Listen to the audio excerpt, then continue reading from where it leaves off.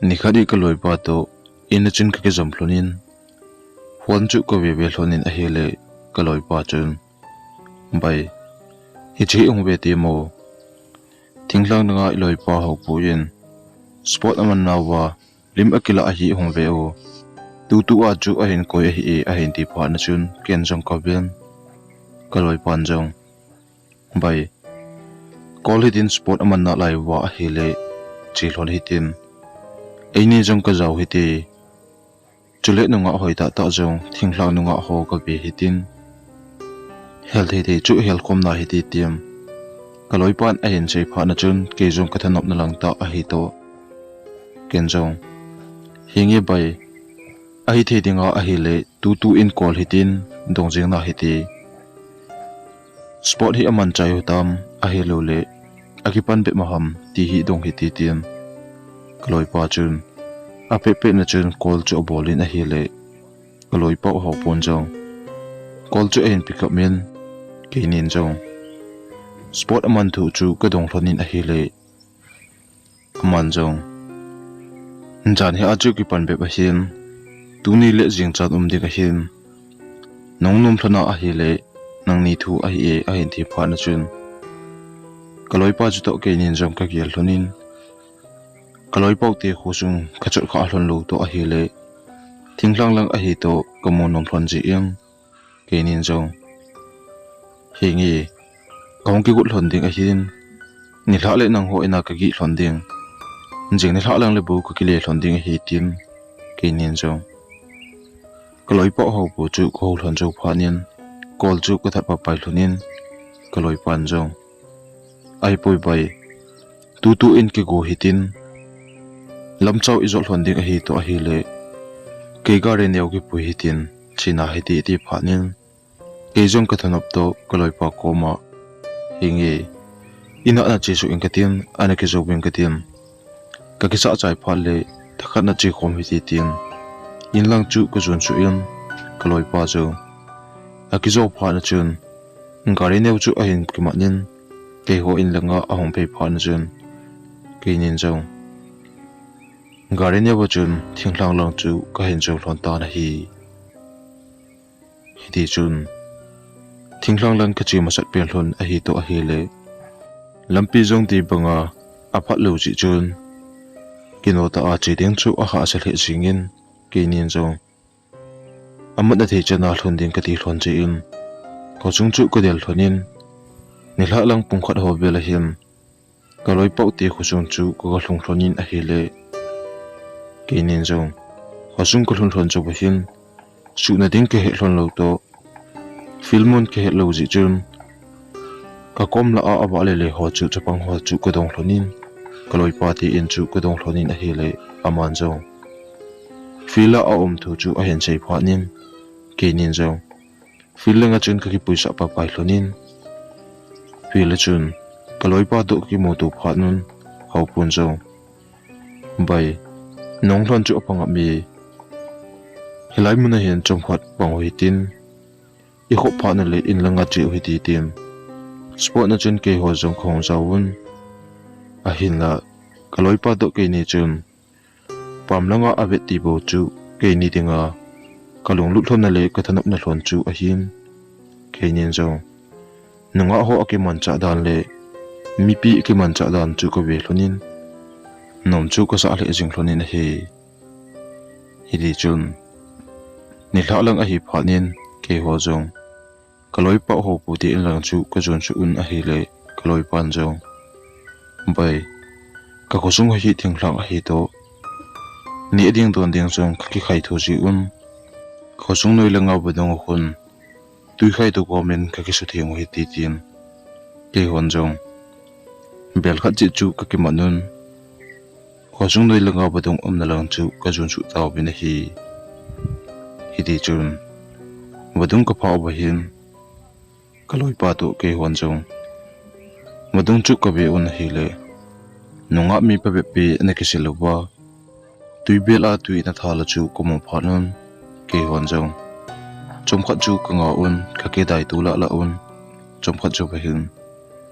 ama ho jong a ke zo phanon ke ho jong tui chu thal chat ka koyun vadunga chun kagisu thingun a hi le kaloi pa chun salanga khu mi cha pu gen mi awa le le gin tabang ka ja ye salanga khu ipi momo umham tin hin dongun a hi le kaloi pa hau pu chun bai mizo se ekle pha na wa salanga ko na khu thilgin iza mongu a hi e thilgin na za na khu ringbel om na lui khat chu a hi e bai hilang mun khu chu dinggel hi un ti a hen sei pha na chun kaloi pan jong hilang mun a chot lo ding na ti dan chu ipiti ham nei sei pi in ti na hi le kaloi pa chun angai pui in ilun pha na le sei pi ta wingi tin keinin jong kaloi pa en hi ti a sei pha na chun no mo ka sa hlon to ka ki chu tiang chai pha nun in langa kong ke le taw mun a hi in kalun jo wa an kane jo hin kaloi pa chun hau pu ko ma bai ringbel om na a thilgin iza na wa ko na chu ipiti momo ham bai in le ka sei pi du he na tin tun che khom taw hi ti tin mai panga chun ka ki tung ku lun chong kha chu ka ki holim khom na he le ho pun jong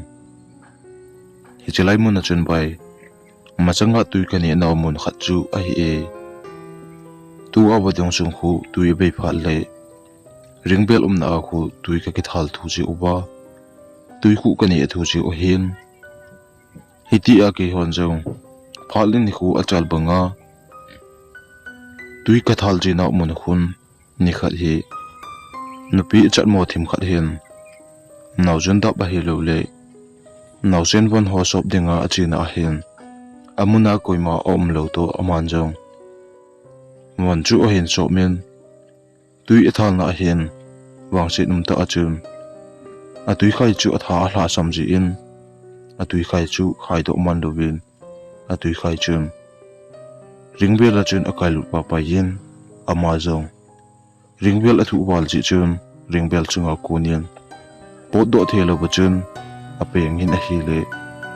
khosung ni pi koiman ana za pha lo bu a hi ji in amun to khosung ki kam hlat ji in a ki thu pi ding le apan pi ding om lo pha nin ringbel chunga chu ana thi pai pai kha a hi e pai hi chini apa na chu hi chalai ringbel chu koiman njanoya a ho jong le nupi no chu anamoji uba ringbel chunga pana a pen gin chu polanga om hon ajaji ubun hiji a chu koiman njanoya helai mon hi amo chalo a hin jan pha le nila ko thim hla ding ku na tui kha ya ana chi ho hin kisila ana chi hon jong thilgin ana ja ji uba nupi no pen gin ana ja chi o hi tuwa I hon thilgin ja au chu a hi le ama a hla chun ringbel chu abele le ji a hi hiti a abele le gin chu akeng khola agin ho anoya tui kisil na muna ko na kisamang philphul ji a hi mipi na thina muna lagau chu analam papai ji in amun chu koima in tui nengam loba hilai mun chu ka khel pai pai wa tu abodong sunga hu tui kani pai pai a hitai bai ama athini achun jana hin mipi chun thisi a thi a hi bangin hosunga thilong chu nunga gul hlangon katopi un a hi le katopi pen wa hin jan zo a so chi chi in jan so nunga hin in cha in hlango a kunin mi akibele lekin ni kain jamang phil pulun jan zo a so chi chi pha na chun acha noi chep na lai chu ai mun na ko na a hong khangin a hong kha do chun naw sen chu dang cha hele kilom danin naw sen chu a hong ka min naw sen aka gin chu in chung chu aki thong jegin naw sen aka dan chu angai ngam koima om pu bin hi chun en chu mi ten jong naw sen chu hlep thi na da hemun bong noi echep sa on a hele naw sen chu abi chompun naw sen chu akap te te yin naw sen aka gin chu amel chle jingin hi hiti a naw sen aka chu apuna lo koima kom pu bin anu thilong ka to pi pe lai ta un anu thilong chu kining lowa ahong chalu banga chun ahong pu la jingin a hele ke hon jong naw sen akana lang rumsung lang kabet pe na chu thilong om na kabele un a hele kabet le to kitu in nupi nu thilong om na akon ana ki chon do chu kamo phanun ke ho jong ka ki u cha thei le jingon ki chata a ka to pi pe lai ta un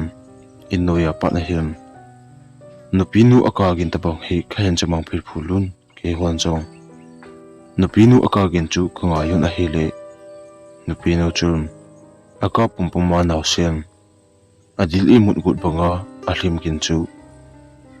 in noya pa na khayan cha za un in chunga au ma thilong atopi ho chu akichalo koi ma kom pobun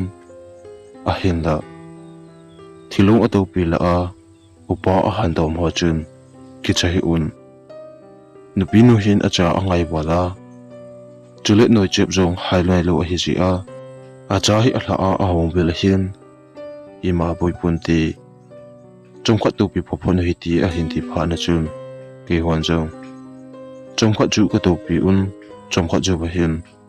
thilgin le nupi nun naw sen a hlim gin chu ka ngai pe lai ta un jan jong aso che che en jingka lang pungthum ho bela hin naw sen a hlim gin le nupi nun khinhu de dut na aka gin chu amang ho ho yin in noi langa ka ma sung langa all a chin akitol mang ho ho yin jingkho aba la ading ku na chun nupi nu le naw sen a hlim kin chu amang ta na hi hichini la a kulma akichalo ko umpubun nunga agulang ho chu jan khoba a ka to to a hele thilum dan chu mi pin adat mo le jingon hi a hin la nupi nun acha a it bal ji a ahong bil hitingin nupi a ching thei do mo chun kin mo na ane ji un kichat na khana ka kichat wangun naw sen le ai chu mi ten wang boina chu ana tu po bin hi aji nga nupi nu thilung oboi do acho hin mi pin jong in lang ka hin le jo no ba cha na hin khosunga nanga go lang hon thite ina gi khom ding le ain chung mi te hlamon na ding le len komla sa dinga phacha na a hin ne ji un khosunga go lang nunga ho chu ko ki su khomun thite in lang chu ko jun pheyun ke hon jong thite ina chun in chung mi te ka hen to pi un jan so langa hin nunga go lang ka tambal chi un polanga mei akiti loi in chunga ato loi hiti chun mi pi chu ki su halun ke hon jo a in chung mi te hlamon dingin nunga go lang ho chun bol thei thei ko bolun la asa thei thei chun ka sa khomun jana hon so na ke ho jung ka chol kam phat nun a hi thei dinga a hi le chomkhat hi ki to bu hitin ke holim khom hoi ti tin ke ho jung ka ke holim khomun hiti ak ke holim khom pe lai ta un polanga me ki ti namana nunga go lang a ho chun tilkhat amu ule kilom banga chun kino ta em in chunga ahong hlai lu nun ke hon jong ipinamu ham tin kadongon a hele nupinu aji pale a in chumi ti a ji em ima a sei pubun a hinda tilkhat a chei nom bang bachun ka he un nupinu aji pale anuli apa rumchunga alu thla jo ba ke ho jong meipanga ki tu na wa ke holim pe ro chun polanga om ho chu in chunga ko na a kholimun polanga koima apot nom om pobun ke hon jong ajuwa nong thlailu na ba chu ipina mo ham tin a in chung mi te za lo dinga ka ki holimun hele ama hon jong polanga ka to pe lai ta un kum na ning langa mi che phe banga chun ka hin he un ke hon jong inning lang chu ko vi un hele nupinu athisa chu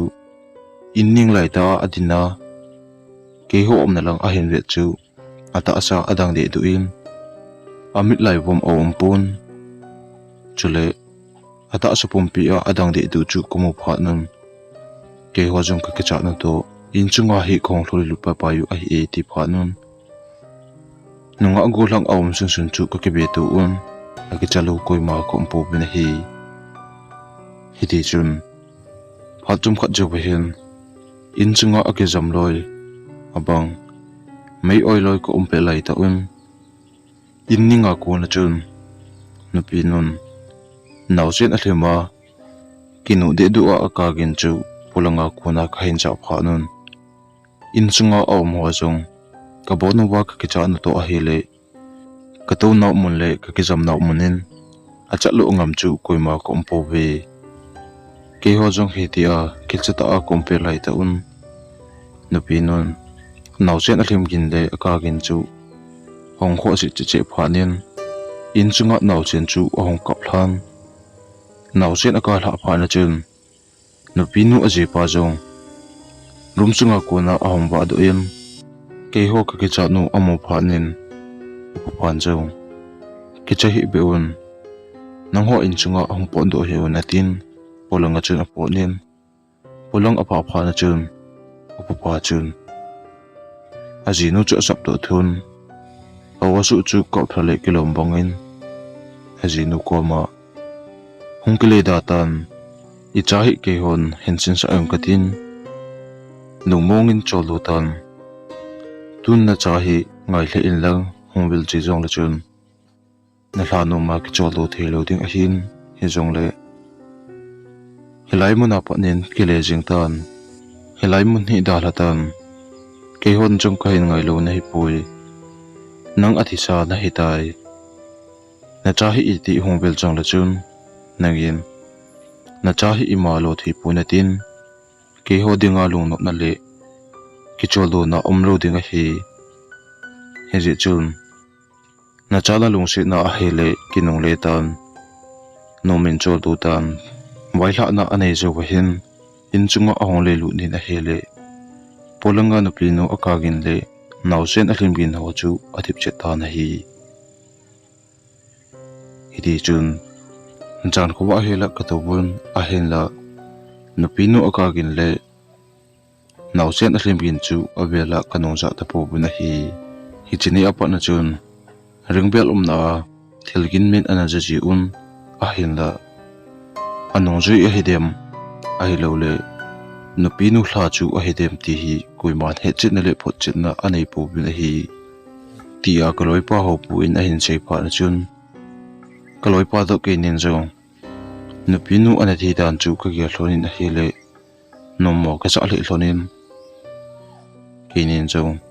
lungsit a umba le tin chom ka chu ka ke holim zowun jan ma sa ta ji in ke ho zo jan chu ka ke cholu taw bin hi hiti chun jing khu om wa zo hen ke ho zo spot na chun khong zo ki nun ni hla langa hen kaloi pa ko ma chun boy tun hla hi ki ding ham ikile ding ham tin ka dong ta na hi le kaloi pan chong boy an ne phot phot hi tin tun hla chu gi ki the hi chong le gi jing na hi te ja no ya ki le ding chu ko gel le anum mo e lam so i zo ding to a hi le tin ni hla langa hen ke ho zo ki sel dinga ka cheu ba hin kaloi pa chun hau pu ko ma bai ringbel na chu khabi ngabe mommo haiti tin kaloi pan a ha se wal phanin ho pun jong chu hitin amun chu ka be haiti tin wadung sa langa ringbel na rang chu ka jun tu bun ke hon jong ringbel mun ka pha wa chun ringbel chung chu ka be a hile ringbel chunga tu ki be jong abu de du in anin de du jing ta na hi chun ke nin jong amun ho chu ko belele a hile kaloi pa chun bai kile taw hiti ringbel ninga ka din lai ta chun ringbel chunga kunin kamina a hin ki ko ta bang ka jamang phel phuli andi the hi ati pha na chun kaloi pa ho pun jong hingi chipa pa jing hi ti tin ke hon jong modung lang ka hin le junun tui ka hin khayun in langa kongkile to bun a hile kaloi pa phone call chu hongin kaloi pa anjong call chu ka abe na hile apan a hin call chu mu phanin call chu pigin hepa Ibithu hitam ti a adok pe lai ta achun apan jong boy tuni thla le hong kele te te in no nau pa tu ni nga ba chaka ma achi na in thingchunga kuna a hong kele thlan aman alel walji a hi hospital nga kapui du hin nangjong hong pa pa in lang hong kele phale hospital chu hin ho pau ati phanin kaloi pan jong thilum dan chu hen sei phanin ke ni jong azan mama a kile hlon ting ke hi phanin ina chun an kan do un kan e zuun kaloi pa ho pu chu kaloi pan sei pi in thilum dan a he tu phan chun kaloi pan jong bai tuni hla chu na gi ngap hlon hi le phadeng hi ja a hin la boina chunga na kile te te hlon ting a hi le bang a ho pun hi jong le nikile hlon pha le lamka la in kinga hlon hi beyan jan noi hi ding a hin chingthei chup hlon yo adi abagan le ding a hin chebugan le chu na pha hlon ting le gari jong kham hlon hi in lang kile pa pai jing hlonu ati pha na chun kinin jong ima chu gel to pi lovin jan noi hi ji a kaloi pan hiti a chu asei hlon hi ti tian ka gel hlon chi in kinin jong kaloi pa gari neu chu ka hit ki ma hlonin in langa kong kile hlon pai pai ta hi hiti chun khosunga patna kong ki pat do hlona gama sung la kain ho pa hlona hin kaloi pa chun gari chu tol ha the chana tol ha ding etin a hin la lampi ha sit wal ji chun de banga ka gang thei hlon ta pun kini zo hiti a gari ne wa khong lai hlon jing lai hin kaloi pa chun bai kanau ba hi a ha ki chu kha a hedem kalung igimi a hin tin ken jong bai nanule na pa in abitna a hi le hiti ta a chu lungki mangai puitin kheulim to ko ma chun kari a kong hlai hlonin a hi le phabe pi kong hlai do hlan chu ba hin gamang sung la hi kain phalonin gamma sung ka khel hlon chu ba hin munjang khat hi kain phalonin kenin jo munjang ka phalon chu ko be hlonin a hi le bagan le hi le kilom da na chu kam hlonin kaloi pan jong gari chu ha thim ta a hin tolin I changham kain phalon chu ba hin gari chu ong ka sat de du nin chom khat chu ba hin gari a ki tol pe chu ong kingan ken jong bai ipiti a gari chu ong ki sat sat na achama hong thi hamtin ka dong ta na hi le kaloi pan jong bai ken jong ka he poi gari chu chang changa hong ki sat na a hong thi pai pai bo chu ka hi e ipi penji a hi dem kum hitin ve ta hiti tim ti ni jong gari chunga ko na chun kum hlonin gari chu ka we hlonin asina ding ding ham ti chun koloi pa chun gari chu achek le le in a hi le asina ding him chu amazo pun koloi pan jong newa umem phone chu ga ve o iloi pa ho pu chu ga dong hiti tin kenin jong phone chu kala do hlonin network chu ko ve hlonin a hi le network chu an tapun network lo na a hi chu ka he hlon pha nian kaloi pan jong gari hi la ase na ding him kamazo pun khat be hi tha aga start ki ningi tiam kaloi pa chun gari chu a hin start ni na hi le gari chu kai mo tapun aman jong atha chun gari chu start a hin bolin a hin la gari chu it start a bol banga chun a kai do mo tapun hi hi chun kaloi pan jong bai gari la ase na ding ka he do tapun gari a hong hlai la a tapun ai ki thu pil hon ding la mi ko the tapun tun network hoi jep na ding hi I na kunin chibe hitin ko holle na hiti tin kenin jong ka pon hlon chu ka in ki chai hlonin phone flash chu ka ki ba hlonin kamasang lang chu ka hin chon phi hlonin a hi le I chanham kain pha hlon chu ba hin lampi khat cha lang senga a chi phe alin thim khat hi kain mu hlon pha la chun kaloi pan jo lampi lin khat a ome che lampi hi zui pa pho le hen hilai mun la a na tong mi agi kha jinga a hi le e nin jo ki thu pi na hi thum hi tin a kho le ki chol thi ham ti chu ko be hi ti tin lampi achun ka kal do hlonin lampi chu ka hin chui hlon ta na hi chun ke nin jong lampi ka hin chui hlon lai ta him phabe pi chu ka hin chui do hlon tan a hin la ne ba ki ti chu o mo mo pun chule ko na akun hlona in aga akikal mu le bu aga akikal mu thei om lo pha na chun kaloi pan jong ikile su ding hitam tin e hin dungin ken jo them kha ju be hiti tin aban chu ka hin chu be hlonin I chanham ka pha lon jo him kaloi pan jo bai ikalanga in khat komu e in lang ko zon hitim mi au ma a hi le ki thu pi na thum hiti tiam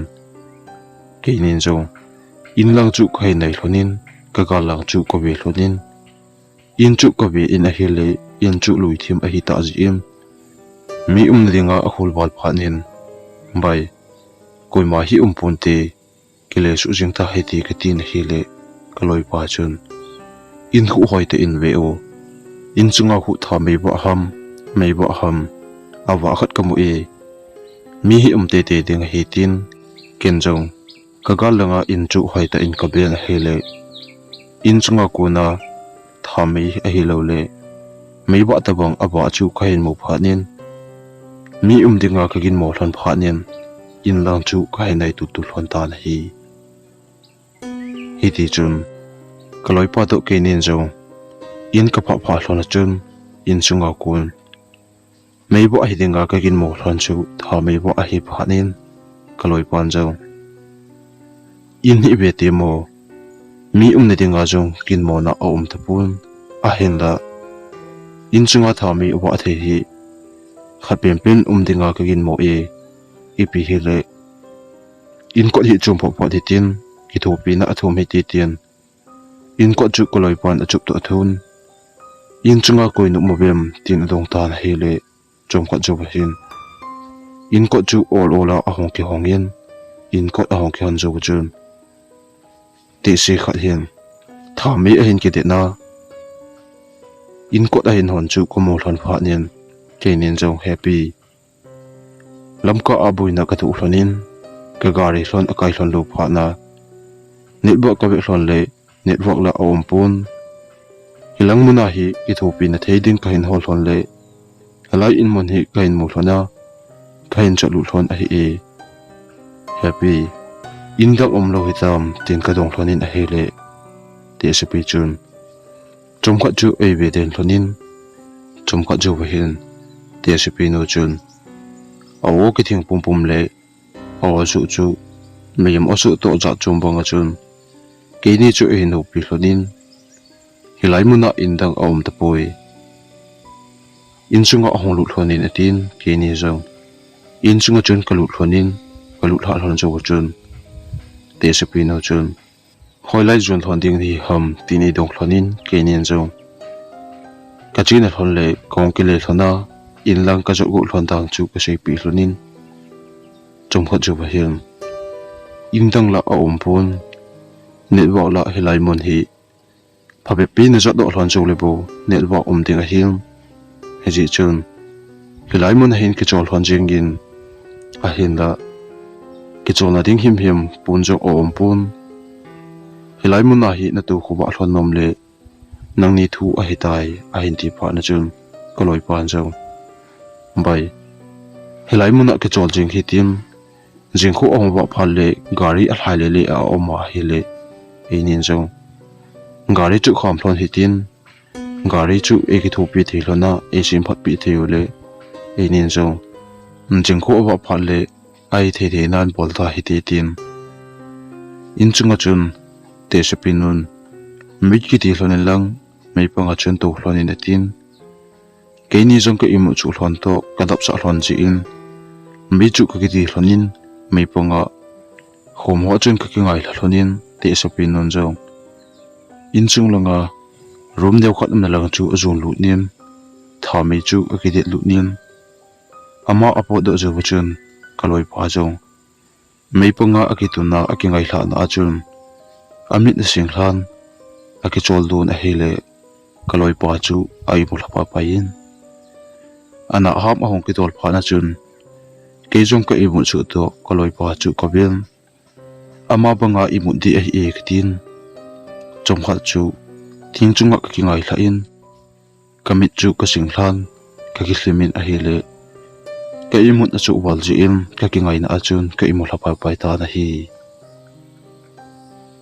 hidi chun pha chomkha chu ba hin in chunga ko na hin cher aki hole lekin tabang apu gin chu ka hen chamang phe phulin cher aki hogin na ako na ho ka hin he do jo hin kamit chu ka ga ha do in a hele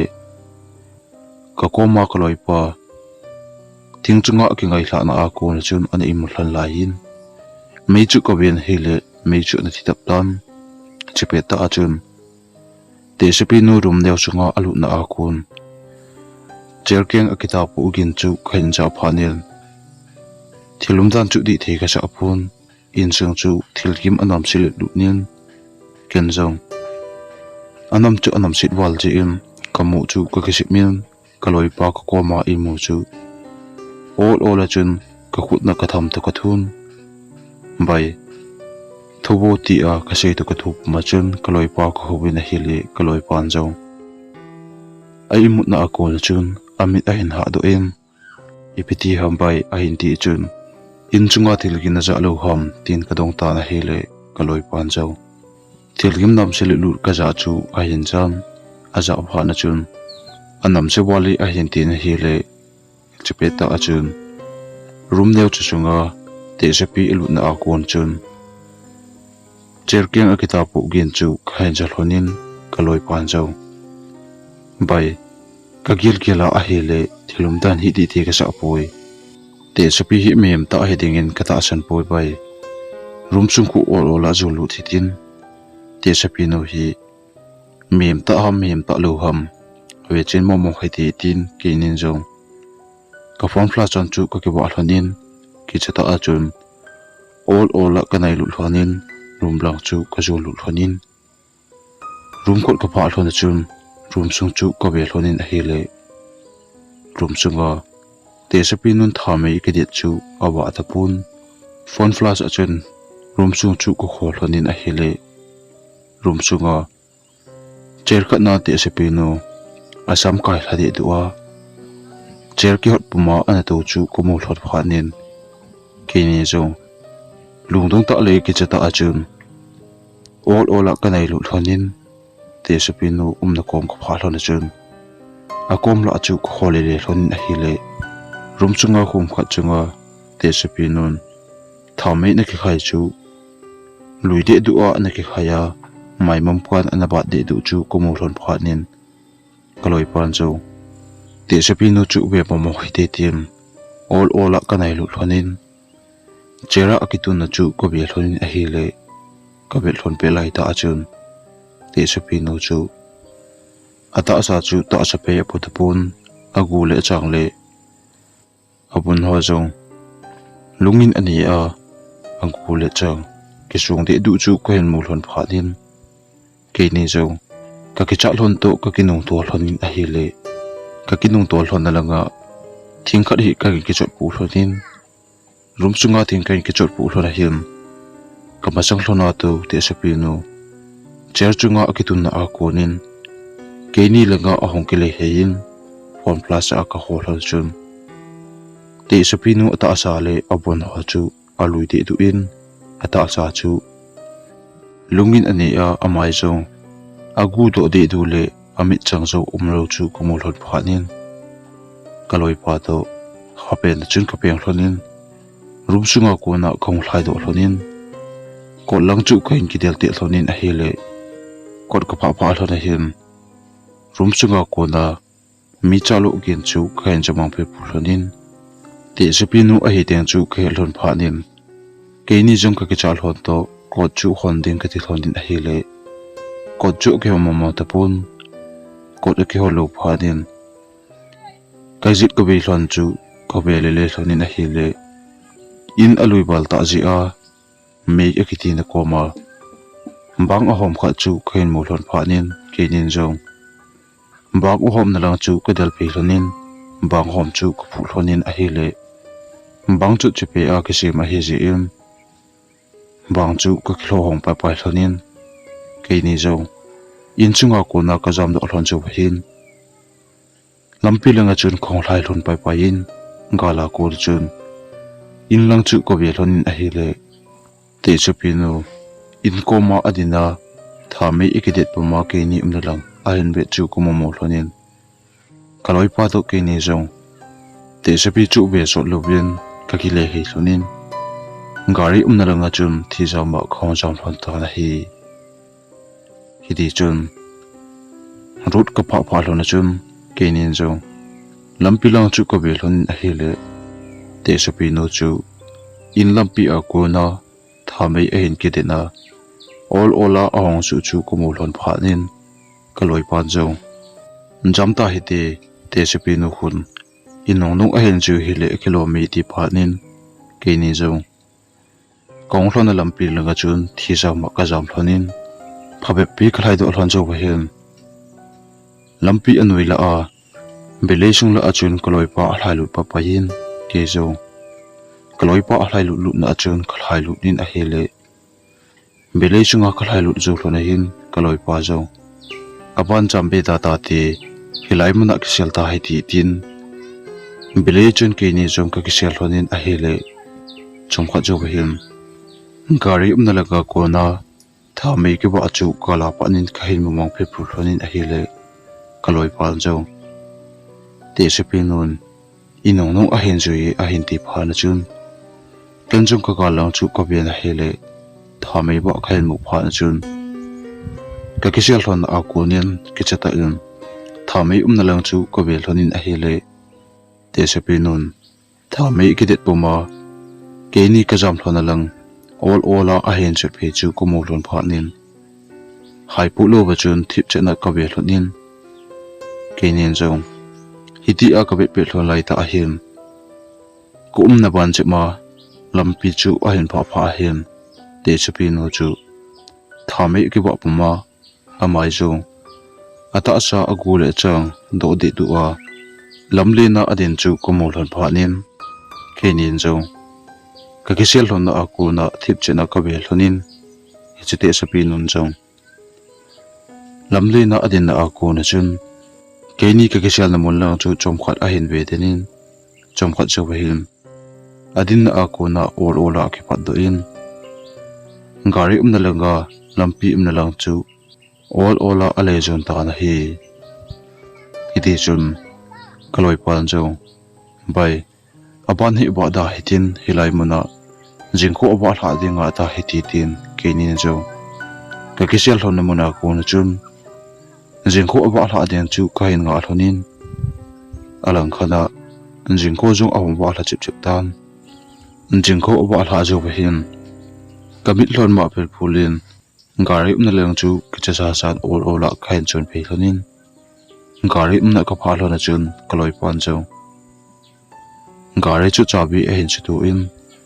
start iron bolin a hile gari chu hong kai in gari akai zo hin kenin zo ape pe na chun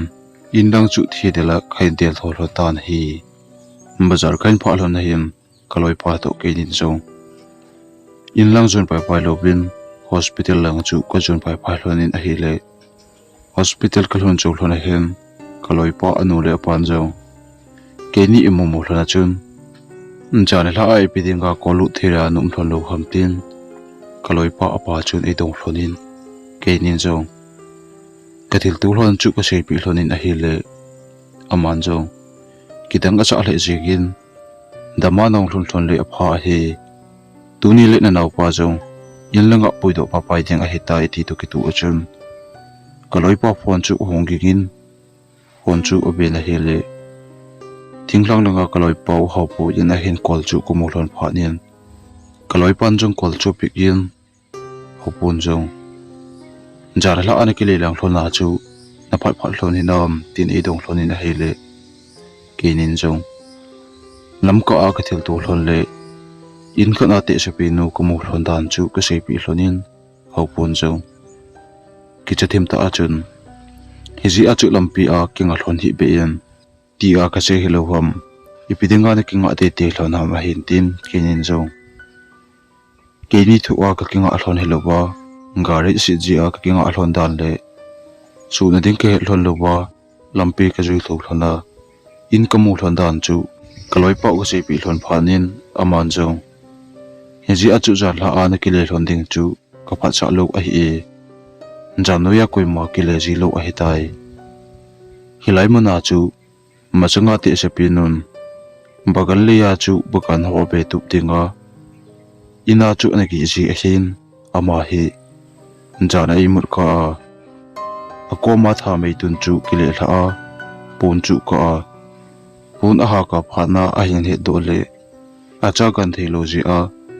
chatwa wa thelo ba main akali papa hi chini apa na chu te se pinu hla la nga nangni se in tu hlon a hi poi hilai mana chu mi pha pi dan gari kai thelo ba anom ji phanu le lampi chu na ju ji un in chu su do phanu le te se pinu chun in chunga na puilu che hin hilai mana thil an tu ho chu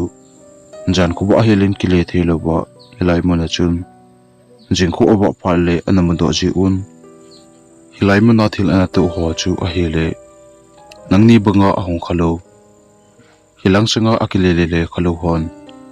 boina chu an tu te te ji ubi a hen la phachi a akile le ho bang ima an ti ji pun ngari jong an ti ji pui nongma sat pen hlon ni a hi to nawang sit ni a hi hlon ji a hitabang chu na tu kha hlon a hi tim kaloi pon se phara chun ke ni jong ka thil tu hlon chu ko gel hlonin a hele ka pom hlona ki chat nan ka dem del hlon tan hi thsim a ki chai tai aban ananga ki no hiti na bonum mang pha